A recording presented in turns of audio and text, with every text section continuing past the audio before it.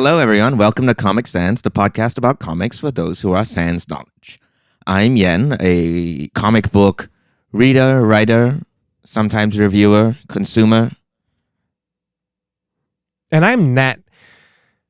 And I have my two dogs in the studio with me right now. Can you see them, Yen? I can see them, and I want to point out, and I hope we don't edit out, there was a long pause because Nat seemed to forget we were recording and just went to pet his dogs. So now we're three bad boys into this, right? What's been the experience so far? And have you noticed a common theme throughout all three? There is a correct answer to that question. Comics. The common theme is comics. Incorrect. That's not the common theme. Incorrect. I'm locking in my answer. Okay, well, I already told you it's not, and I'm glad you still locked it in. So, no, but what's the experience? It's been good.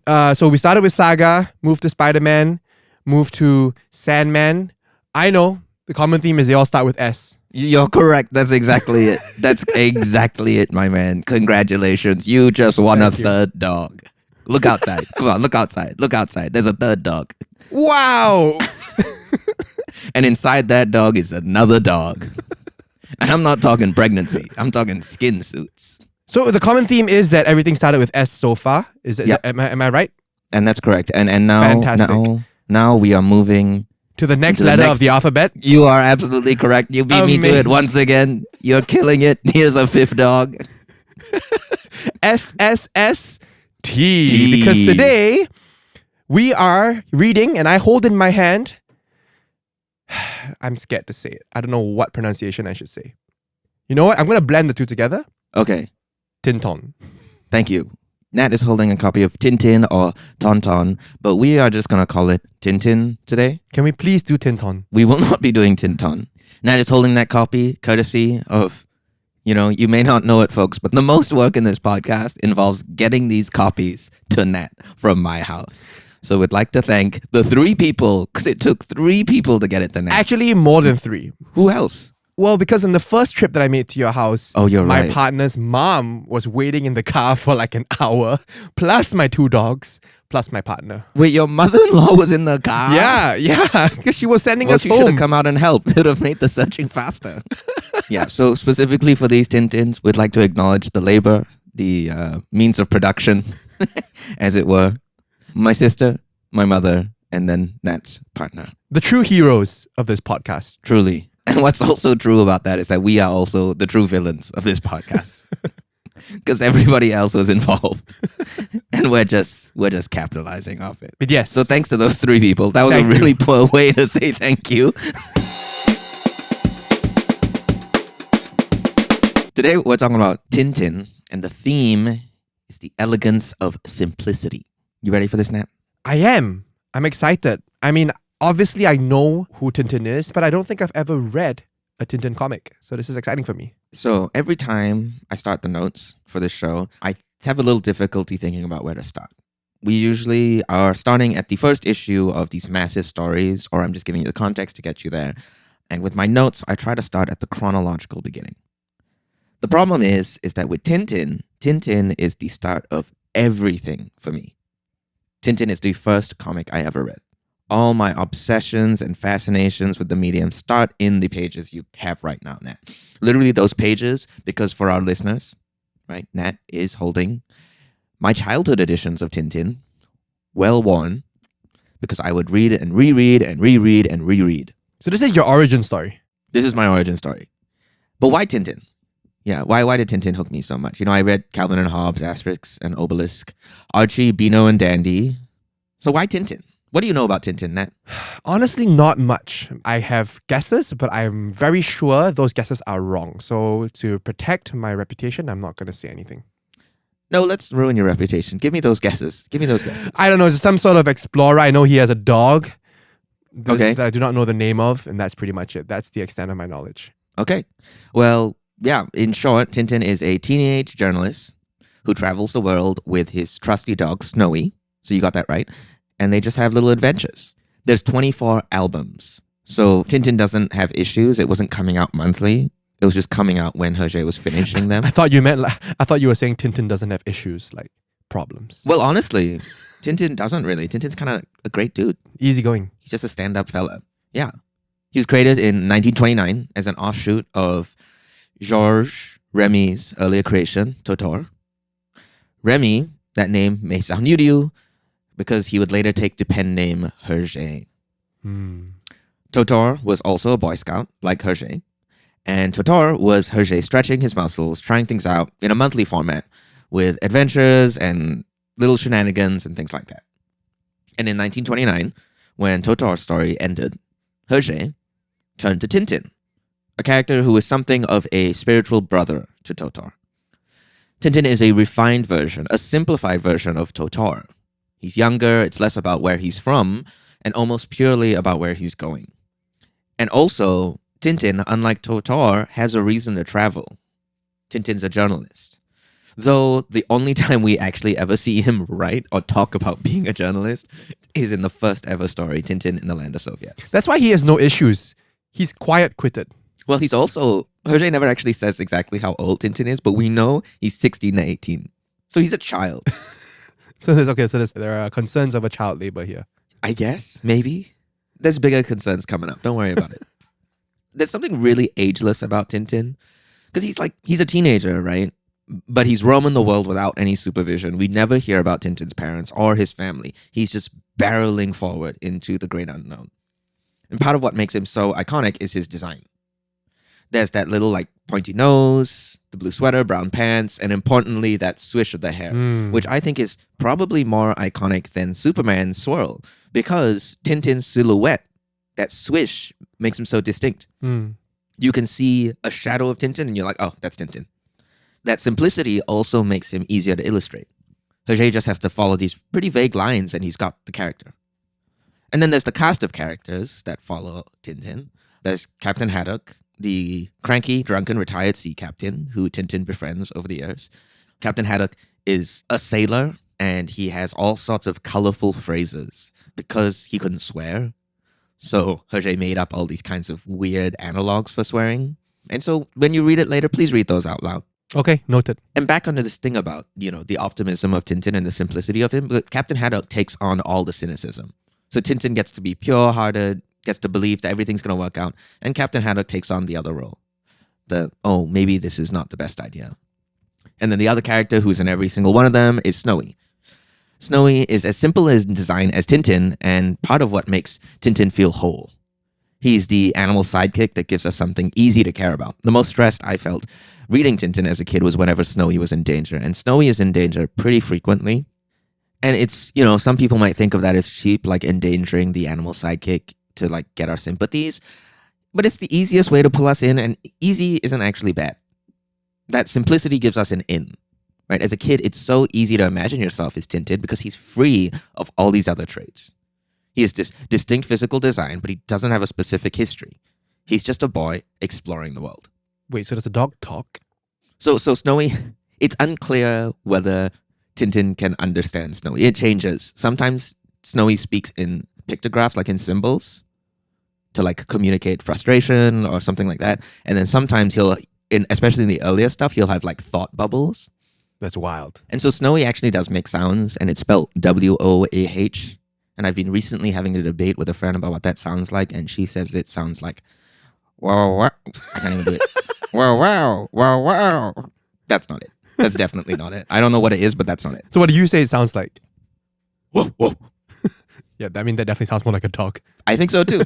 But I just want to say I'm very excited. This is the first comic that we've read that has a dog in it. You're a single track mind, dude. It's true. Hey, can you add another factor to your personality and not have it be soccer? You just said it's low hanging fruit, but easy is not bad. I love dogs. Damn, you got me. You got me. I got you. So Tintin's just going around looking at the world with Snowy, his dog, who we all love. And the world is maybe one of the biggest things that Hergé is doing with Tintin. Okay, Tintin travels everywhere. In his first album, he goes to the Soviet Union. In the second, he goes to the Congo. He goes to America, Egypt, China, Scotland, the Deep Sea, the Middle East, Tibet, the moon, and most frightening of all, Sydney. But I don't think he actually, he doesn't, it looks like he's going to Sydney, but then the plane crashes, so he doesn't. Oh no, spoiler alert. I'm sorry to everyone who... Spoilers. But that's not all either, because even though he goes to all those countries, Hergé also invents his own countries for the purposes of his stories. analogs for real countries where he can play with their histories and have their politicians and just do things that he wants to do. So there's San Theodoros, which is specifically like a stand-in for Cuba or Cuba. Sildavia, based off of Montenegro. Borduria, Sildavia's neighbor and enemy. These two are like, there's some debate on what he's actually copying. Some people say it's Austria and Germany pre-World War II. Some people say it's the Balkans. It's Europe.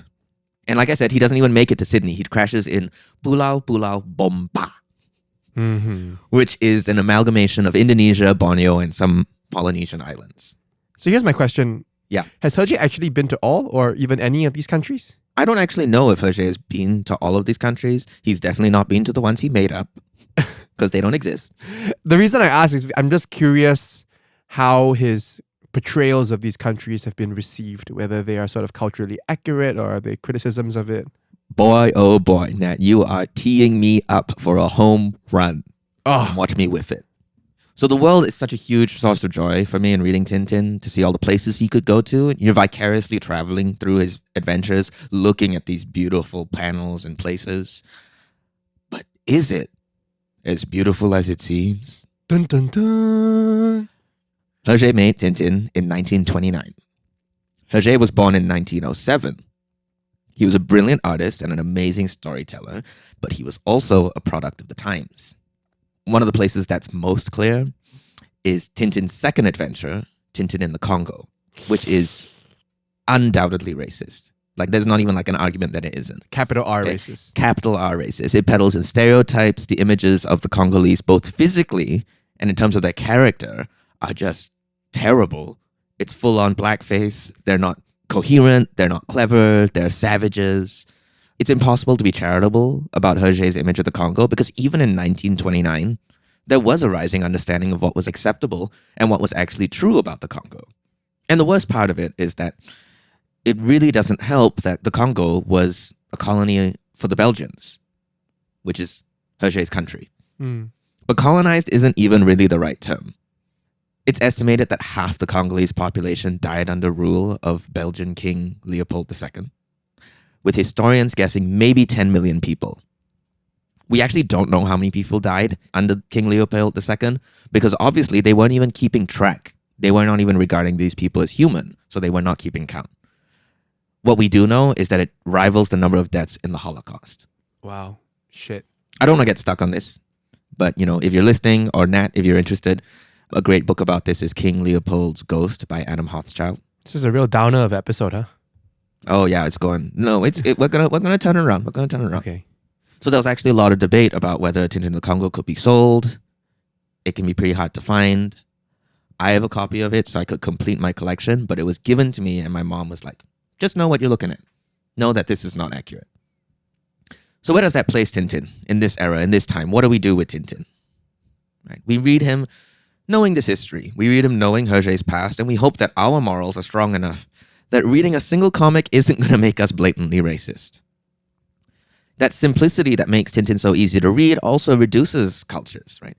In Tintin in America, the Native American is the feathered headdress. The Chinese man is the Mandarin hat. The Mexican is a sombrero. It's a visual shortcut, and it would be easy to condemn Hergé when we think of it with respect to the Congo. But it's actually more complicated than that. Because he's not singular in his treatment of other people. Specifically, in The Blue Lotus, which is the third Tintin story and what many people consider to be the first one, Tintin goes to China and saves a young boy named Chang. Chang, when awake, asks Tintin why this white devil has saved his life. And Tintin responds by saying, "Oh, you feel that way because of the Boxer Rebellion." And they talk about the warped stereotypes that the West has of China and China has of the West. Hergé in The Blue Lotus is aware that cultures are not monolithic, nor is it the worst of what we see across the seas. It's just unfortunate that his prejudices prevented him from extending that same nuanced treatment to the Congo. And so the design is simple, the world is a little bit more complex. And that takes us to Tintin in Tibet, which you're going to be reading in a few minutes. Tintin in Tibet is considered by many experts, as much as one can be an expert in Tintin, to be the best book Hergé wrote. It's filled with a deep well of emotion, possibly because of Hergé's emotional turmoil at the time. I won't tell you what that was because I don't want it to color your read. I'll tell you after, especially since I don't think it's really relevant.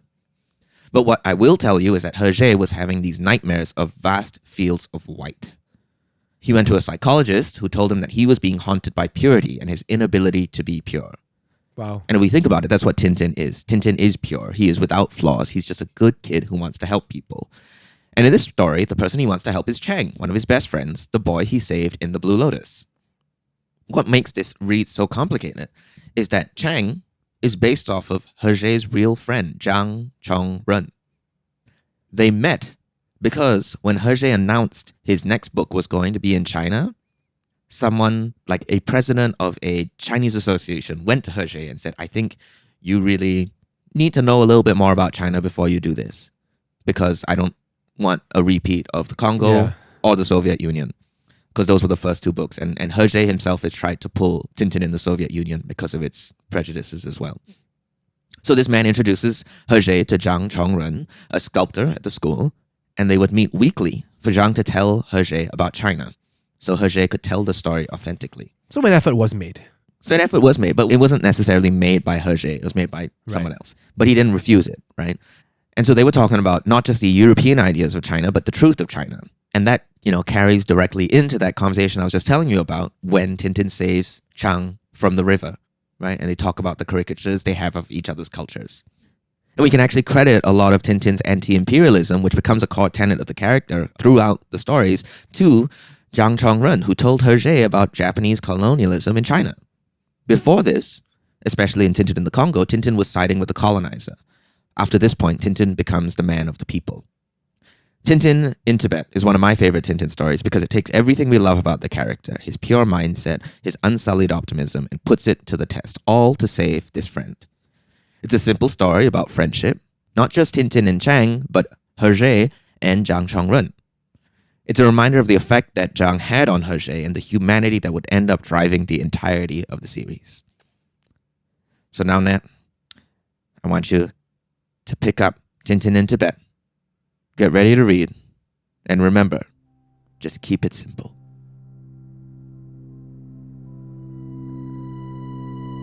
Tintin in Tibet. What a glorious holiday, eh, Snowy? The dog straight up talks in the second panel. Again, what are you saying? He has a whole speech. Why is the captain hating on mountains, man? Grumpy guy. Billions of blue, blistering barnacles. It's a letter from Chang. He was on the plane that crashed. No survivors. No, it isn't true. I know. Chang is not dead. Not dead? I'm packing my bag and leaving for Nepal. That's a boy who knows what he wants. What is with all these people shouting Chang? Who sneezes and the vocalization that comes out of their mouth is Chang? Okay, let me try. Ah, Chang! I'm not convinced. Nope, here's the classic. Whoa, whoa, whoa, whoa, whoa. I love you, Snowy. He's so naively optimistic, this Tintin. Such purity. Oh no! The captain climbed onto the sacred cow! Please, respect people's cultures. Oh, Chang! See, not realistic at all. Billions of blistering barnacles in a thundering typhoon! That's great. These three panels of the captain walking, leading the charge, whistling, then falling behind, then falling behind. And then he drinks whiskey, of course. Grumpy guy, this Captain Haddock. Oh no! Snowy's hallucinating. Oh no, it's not. It's just angel and devil. Oh.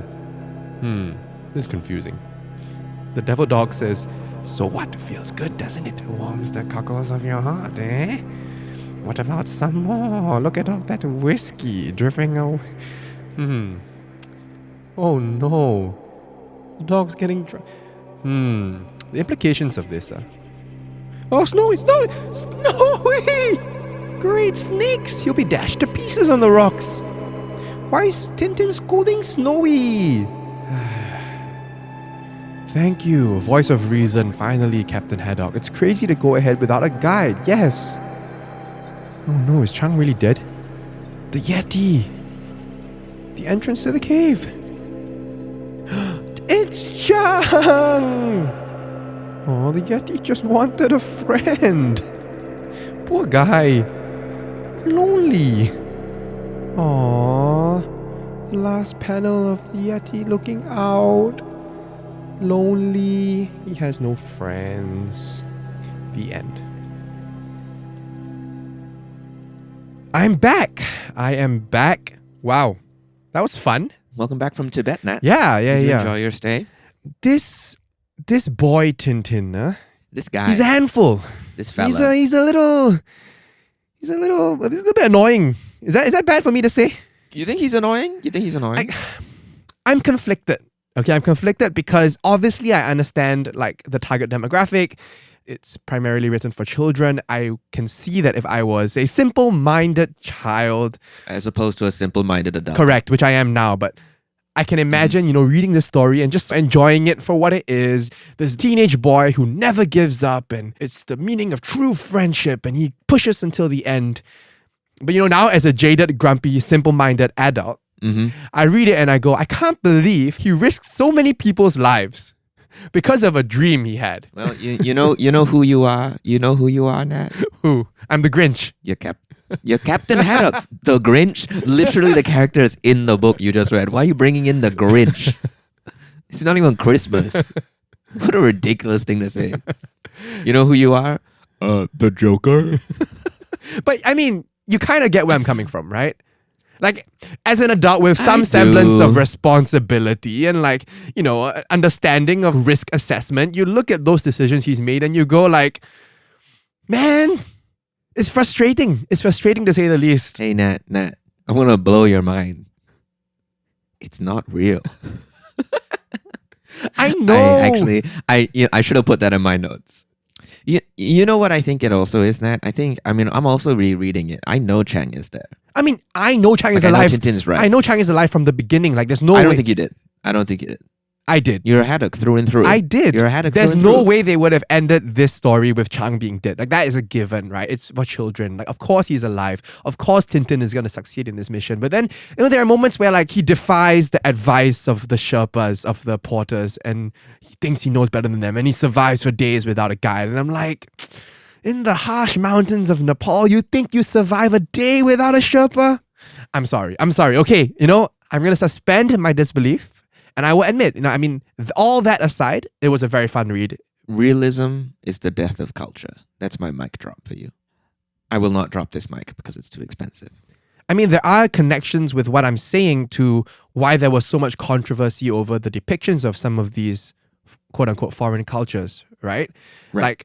Yes, we acknowledge that it is fictional, that it's not necessarily a realistic depiction, but to a certain extent in this story, I think part of appreciating the culture of, the Nepalese and like the Sherpas is also acknowledging like the incredibly dangerous conditions that they work in and they live in, and kind of like paying respect to that. I don't know if I'm being too harsh, but I feel like the nonchalance with which they go like, oh, we don't need you and we can just go climb this mountain and we survive. And then all the Sherpas like, oh my God, you guys are incredible.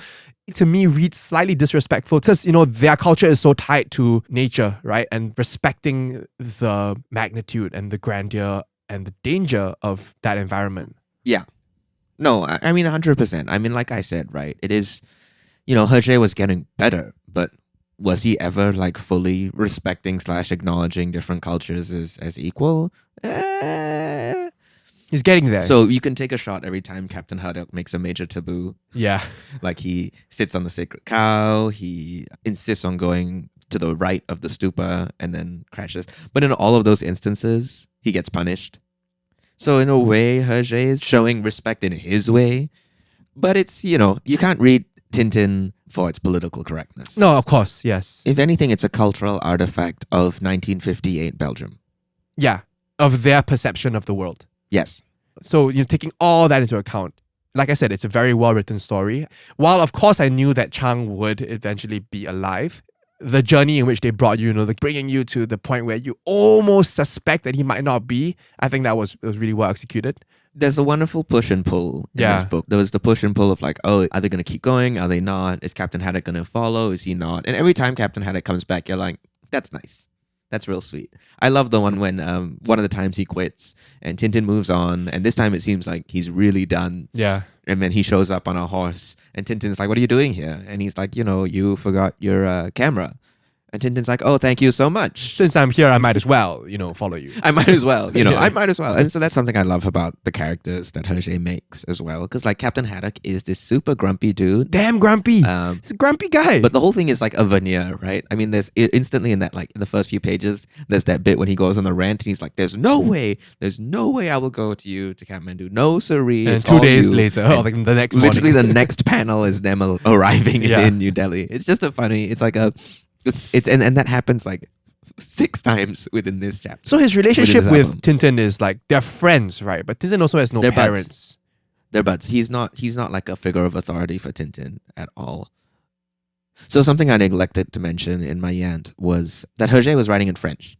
Yeah, I was gonna ask about the language of writing. Yeah. So it's all written in French, and Tintin is one of the most translated comic books of all time. I think it's like 70 different languages. I think I've got Tintin in the Blue Lotus in Chinese when I was trying to like improve my Mandarin. Wow. And so the thundering typhoons, blistering barnacles, that's the work of the translators. Yeah, because there's no way the alliteration would have worked in French. Yeah. I'm Yeah. curious then, do you know what the French equivalents are? For those, Probably like- something super racially charged. It's translated by Leslie Lonsdale Cooper and Michael Turner. I just want to acknowledge the translators themselves. And there's an act of creation in the translation too, right? Because that bit you were reading where Captain Haddock is chasing after the Yeti, Yeah. and he's just throwing out just these nonsense Wild words. Yeah, I really like the language of Captain Haddock. I think he's such a funny character. And in this one, he's really like, he gets beat so many times. Like in every other page, he's falling down. But he's the most likable character in my opinion, right? For all those reasons that you said, because he presents this voice of reason that resonates with the grumpy, Right. responsible adult in me. Yeah. But then at the same time, he has this soft spot for Tintin that you can appreciate. That like at the end of the day, beneath that hard veneer is this man who cares for this friend, for this boy, right? So to me, Yeah. he is the most likable character. Tintin, the naivete irks me a little bit. That actually brings me to a great page when Captain Haddock falls off the cliffside and he's only connected to Tintin by a rope. By a rope, yeah. And he's insisting that Tintin cut the rope. And it's Yeah. like such a moment when it all comes into focus of who Captain Haddock really is. Mm. Right? He's all grumpy, but he's willing to do anything for Tintin. And visually, the stakes are communicated in a very exciting way, where when he's hanging from the rope, it's maybe the longest panel. It's like a very narrow panel, it's very long. And so you get the sense of how far he's falling and how far he will fall. Whereas most of the panels, if we talk about the paneling in Tintin, right, it's mostly square. It's pretty small squares, evenly shaped. There was the one that I highlighted that I really loved, the 3 like horizontal panels where like Haddock starts at the front and then he falls behind. Oh the yeah, front. a lot of great visual gags. That was great. Yeah, I really loved how they used that. So in that panel, Hergé is giving us a sense of timing because we're seeing the characters walking together and Captain Haddock's in the lead. And then in each subsequent panel, he falls behind further and further as the sun also sets in the background. I will say this is, going back to that particular scene where Haddock is hanging by a rope. This is not so much a criticism as it is just an observation, but if this album was turned into like a movie, has it been turned into any sort of cinematic or TV? So great question. Okay, before you answer, what I was going to say is yeah. that if it was, you can imagine this being like a super dramatic moment, right? Like his life is at risk and, it's like you really lean into the tension and the drama of the moment. I feel like that isn't really communicated in the way that this comic is written, and I think that could possibly be just, a product of how comics were done at the time. They weren't so creative with the panels. Like, I could imagine having read things like Saga and The Sandman, right? I could imagine, if this moment was captured in that style, you'd have like a full page panel or a full page spread, where it's really like you really hone into the drama of the moment of Haddock, a close up of the hand slipping on the rope. Right. Yeah. By and large, Hergé is pretty natural with his paneling. He doesn't make strong stylistic choices with his paneling. Right. He does excellent compositions and the images are fantastic, but he doesn't usually do these like medium breaking moments when you're like, whoa, that's the craft on display. Yeah. But then there's also a lot of like really subtle craft. One of the times when Captain Haddock quits, he's walking away from Tintin. And so he's walking left. That's such a simple visual cue because we read from like left to right, right? Because Captain Haddock is walking left, we know he's going away. He's going back home. And then Tintin kind of implies he's a coward after plying him with alcohol, which is, Tintin, maybe don't do that. Kind of not nice. And then Captain Haddock shouts at Tintin and then he walks right. Yeah. Which means now he's going forward. And so that's just a super simple choice, right? It's such an elegant way of telling us, are they going forwards or backwards? It's the elegance and simplicity. Oh my goodness. Wow, it's almost like that's the tagline for this episode. And I will say, I think in general, compared to some of the other stuff that we've read in The Sandman last week, we saw panels that covered speech bubbles, to imply background chatter or whatever, and I think we're not seeing any of that here. Yeah. But then what shines through... Hergé is not driven by those formal things. What shines through, I guess, is then the simplicity of the narrative and the characters. And one of the things about that is that Hergé then gets to pack a ton of stuff into a page. Some of these pages, I don't know if you noticed, if you're counting, have like 20 panels. Yeah, it's dense. It's dense. Which is nuts. It's something that you're like, wow, you can't do that really in a lot of modern serialized comics because it's just impossible to look at. But you look at Hergé's 20 panel pages and you're like, oh, this is so simple. This makes so much sense. I totally get it. Yeah, because I think even like in the art style, he doesn't pack the background with details. Everything is very simply colored. It's just like line art and block coloring. Like there's no shading. Right. Things that would clutter the visual aren't there. So going back to this question of adaptations. So a big part of my Tintin experiences growing up was my mom would take me to like these photo shoots she would have to do for the cookbooks she would edit, and she would bring the VCDs of Tintin's TV show. VCDs. And that was one of my favorite cartoons because it just does what the comics do. It doesn't try to make any crazy choices. It has a great theme song. Please sing it. Please sing it. I really can't remember it right now. Hold on. I want to say it's but that's actually the X-Men 92 theme song. I just found it. It's way too orchestral. So unless I had like 4 more vocal chords, I can't do it. But it starts with like Thank you. Thank you. And y'all can figure out the rest. What instrument was that? Triangle, drums, maracas, violin, dog. You decide. Whoa. I was gonna. Wow. What language was the cartoon in? French? English? It was in English. I was watching it in English. Maybe it was originally in French. There was also a radio show for Tintin, and Steven Spielberg did a movie. What? Was it live action? It was not live action. It's when that technology for like rendering CGI semi-realistically was still coming in, like Polar Express. Okay, yeah. But I do think it's a great movie. There's this wonderful 10-minute sequence, which is just a chase scene, and it understands what makes Tintin so much fun to read. What's the movie called?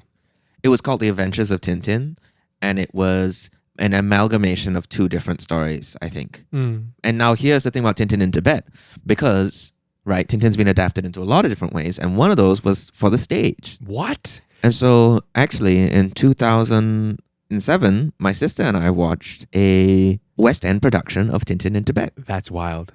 Yeah. That's cool though. I wasn't aware that it has been adapted for so many mediums. I mean, obviously I was semi-aware of how hugely successful Tintin is as a franchise, but yeah, that's news to me, the movie and the stage. Has there been Tintin on Ice? There has not been Tintin on Ice. That's the final Infinity Stone. That's the final frontier for Tintin on Ice. And that would naturally be Tintin in Tibet. That would make the most sense. Perfect. Imagine that Yeti going, wah. I actually remember watching the TV version of the Tintin in Tibet is fantastic. And it's really haunting. That last panel where the Yeti is looking at them leaving and he's about to be alone. Yeah, let's talk about that. Man, he just wanted a friend. Isn't that sad? Yeah. That's what... He's just like the Sandman. Audio medium, so people can't see that I just made an extremely confused face. That whole thing last week about how like he did the 100 every century thing because he, you're right. You're lonely, you want a friend. Yeah. And that's why like I think Tintin in Tibet is one of the best Tintin stories because it's like a multi-layered examination of friendship. Yeah. Because there's Tintin and Chang, there's Tintin and Captain Haddock, And then there's actually Chang and the Yeti, Yeah. right? And I mean, all of those are just people doing things for their friends. kind of weird Stockholm Syndrome vibes a little bit. You're projecting, my friend. The Yeti saved him. The Yeti saved Chang. The Yeti's so sweet. So this last panel is the Yeti looking at the entourage leave Forlornly. from behind the rocks, forlornly. And this is one of the only formal changes in the whole book. With the circle panel, right? The oval panel. It's an oval panel. It's very cinematic. It's very evocative, and I just love that panel so much. But tell me the truth, Yant. How much of your love for this panel and the Yeti is linked to your love for King Kong? See, you got a great point there, and there's a great Tintin story with a giant gorilla. You can't deny it. You can't deny. That's not this one, that isn't this one. I know. There's But another giant monkey in Tintin. I looked at that last panel and I said, no wonder Yant picked this one. Kong just wants a friend, man. Kong It's just wants a true. friend. It's true. And thankfully, huge personal news for me. They've just announced it's Godzilla and Kong. I know. I So saw your tweet Kong's about to have a that great friend. nobody liked because nobody cared. But I think I liked it. Yeah, you did like it. I do tweet a lot about Godzilla and Kong, and none of those do well at all. Nobody likes to hear me talk about it. But I'm not doing it for them. I'm doing it for me. So, we were talking about translation, and there is a hilarious instance of Tintin in Tibet's translation. And once again, if you're a member of the CCP, just plug your ears. Don't listen to this part. Like I said, I have Tintin and the Blue Lotus in Mandarin. One of the translations for Tintin in Tibet, the title was Tintin in Chinese Tibet. Oh. Oh no. And it's so funny because they were really like, no, we can't let this slide. We can't let this slide. Oh no. It'd be really funny if you go through and it's like, oh, look over there. It's the Chinese Yeti. Just sort of modify every Tibetan word with Chinese. Exactly. That's something about Tintin and the internationalism of it, that there's so many weird stories like this. There's a great article in The Atlantic by Krishnadev Kalamur talking about growing up with Tintin and loving it and then revisiting it and realizing, oh, there's quite a lot of problems. Yeah. Quite a lot of problems. So earlier I teased to you, do you want to know the psychological drama? Yes, of I Hergé? do. Yes. So I really didn't want to tell you this before you read it because I think it's a weird story because basically Hergé at this moment, 1958, he's in his 50s.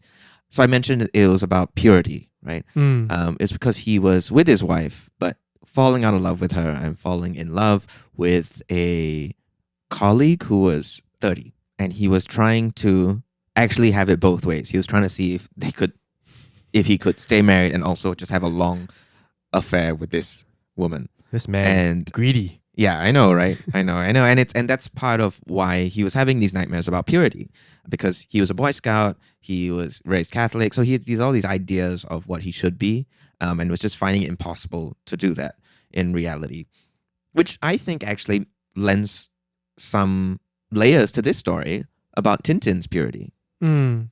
Right? Tintin is the pure version of himself that he can't quite achieve. Right. Interesting. He will never be, nobody can ever be as good as Tintin. And so he projects that morality into his character. Almost to a fault, right? Which is like, Almost to a fault, maybe. I mean, for me, the obstinate sort of naivete, never takes no for an answer because for the purity of his friendship.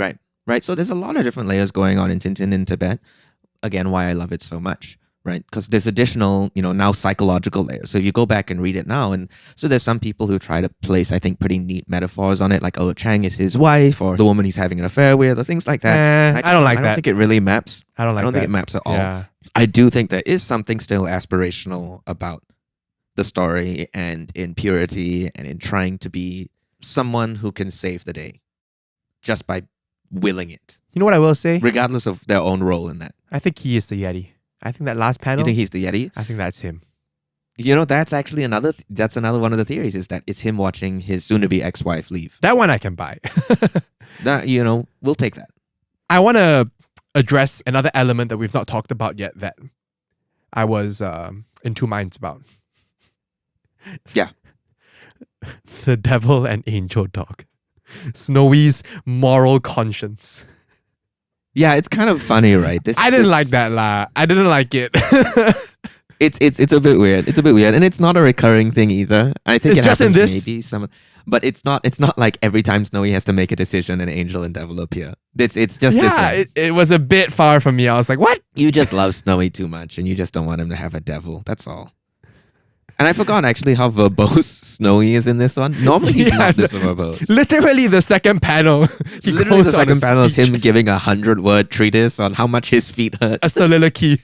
But Tintin can't understand him still. Yeah. I mean, obviously, I enjoyed the character of the dog. I get what you mean when, that moment when Snowy falls into the river, it tugs at your emotions unless you're like a monster who doesn't like dogs. So for the viewer, he was pointing at me when he said that. I don't know. It felt a little rude. This is a veneer that Yant puts up. Prior to this recording, he just told me he dog-sitted his friend's dog. So, you can be yourself, Yant. You can be vulnerable in front of our audiences. It's a total lie. I don't know what a dog looks like. But then there's also the moment where he takes the message. Well, he attempts to and then gets distracted by a bone. Yeah. I guess it's cute, but it's like, again, the big grumpy cynic in me is like, why they gotta make the dog save the day? It's not realistic. Man, you're boring as hell. I have to be honest. When I share my thoughts. It doesn't mean I don't like it. It doesn't mean I don't appreciate it. It's just I have these. You're watching Inside Out and you're like, ugh, why do the emotions speak? That's not how it works. They're neurons. They're synapses. It's a little bit of like Deus Ex Machina, right? A little bit of like, yeah, of course, the dog saves the day. You only say that because you think Snowy is God.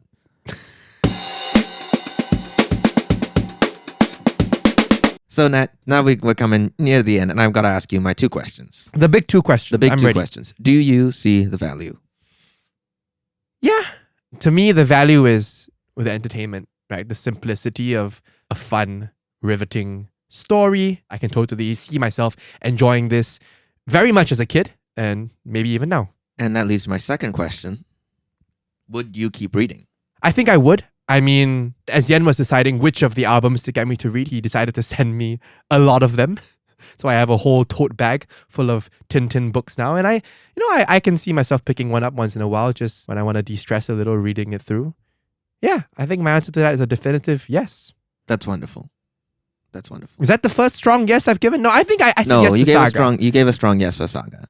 But my caveat to that is, I mean, again, this is not a criticism. This was obviously written for a younger demographic, right? Right. So this kind of plays into the obviously inaccurate mindset that comics are for children, right? And to a certain extent, that also feeds into why I feel it's more accessible. I can just jump into it because it feels like I'm reading something that's for a younger age group and I kind of switch off my mind and just enjoy, which is not the type of comic that I've had difficulty accessing or had resistance towards, right? It is the more convoluted, complex stuff that is daunting to me, right? Right.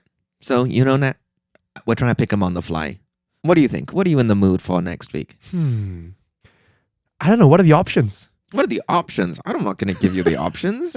I don't have a menu. Since this week was lighter, yeah, elegance and simplicity, yeah, let's swing the pendulum to the other end of the spectrum. Let's get complicated. Let's go for something a little weighty. Oh, let's go for some heavy stuff. Okay, I'm going to ruin you. I'm going to pick some nasty stuff. If you'd like to see me ruined by some nasty stuff, tune in next week. Thanks, everyone, for listening to Comic Sans. And we'll see you on the next page. See ya.